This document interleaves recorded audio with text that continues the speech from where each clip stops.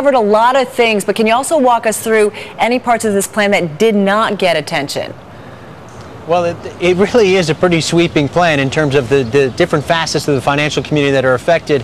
And it sort of made me chuckle the other day. I covered here a couple of years ago this fight over making hedge funds register. It created a huge battle at the SEC, Carol, that undoubtedly you recall. That's included in this proposal. It's barely getting mentioned here because everyone assumes that that is a done deal already.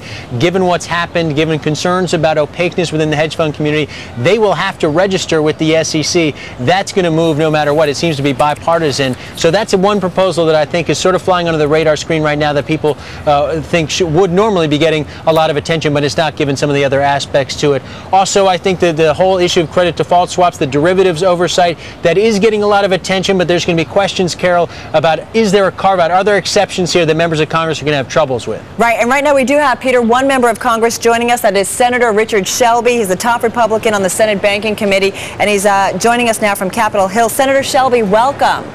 Thank you. So, as you know, the president laying out his plan today, what's your reaction? Does it go far enough? Does it go too far in your view? Well, I think it's too early to say either, but I appreciate the president and Secretary Geithner laying it out. But at the end of the day, it's going to be the Senate and the House that make the final decisions on this. This is a 80-something page proposal or a white paper. I believe we need to examine thoroughly every one of these proposals, plus ideas that we will come up with in the Senate. We cannot afford to rush to judgment on something this profound. I'm curious about the role of the Federal Reserve. Senator Dodd was just speaking a few minutes ago, coming out in front of the White House and talking about how there's not an awful lot of confidence in the Fed right now. The proposal by the president does expand the Fed's powers, his oversight, watching out for systemic risk. Are you okay with that? No, I share the same thing Senator Dodd has mentioned. I didn't see the interview a minute ago, but we have both voiced in the Senate Banking Committee our concerns about expanding, giving the Federal Reserve too much to do. And you have to look back. They were the regulator of our holding companies, and they didn't do a very good job. As a matter of fact, they utterly failed the American people as a regulator. Now you want to pile more and more responsibility on them. We better not do this. We better be careful. So this is a proposal today, but it's a long way from legislation. Senator Shelby, it's Peter Cook here at the White House. Peter. If not the Fed in the role of systemic regulator, then who? There are a lot of people saying there isn't really a credible alternative. Well, we got to examine that closely. Some people have proposed in talking maybe some kind of a council that the Fed would be a member of.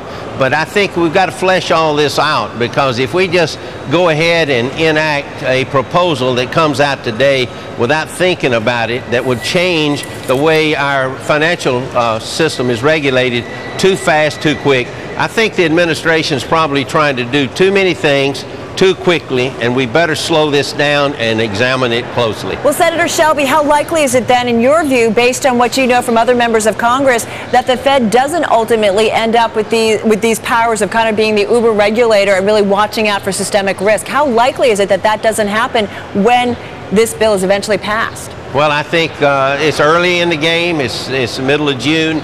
But I believe that the fact that the chairman and the top Republican on the Banking Committee and others in the House too have raised this question about the Fed in this regard is unheard of, and I think you'll hear more and more about it. I think we'll do something differently, but it's early to say. Senator Shelby, do you expect something done before the end of the year? Well, the end of the year is a long time. I just don't think we ought to be trying to make an August deadline or a September deadline on something this important to all of our economy, to our financial institutions. Senator Shelby, really quickly, this would give the government the power to determine which institutions are too big to fail. What do you make of the ability of the government to decide who makes that list? Well, first of all, Peter, we've talked about this before. I don't believe myself that any institution is too big to fail. That is a bad doctrine. The market has always taken care of that in the past, and we ought to go back to it. Dr. Volcker has said on many occasions, the former Federal Reserve Chairman, that some institutions are too big to exist. And if they're too big to regulate, they're too big to exist. All right, Senator Shelby, we're going to leave it there. Thank you so much for your time, and our thanks also to our own Peter Cook down in Washington. All right, financial stocks, one of the worst performing market groups today. One reason, S&P cutting its credit ratings on banks, including those like Wells Fargo and KeyCorp. We'll look at why when we come back.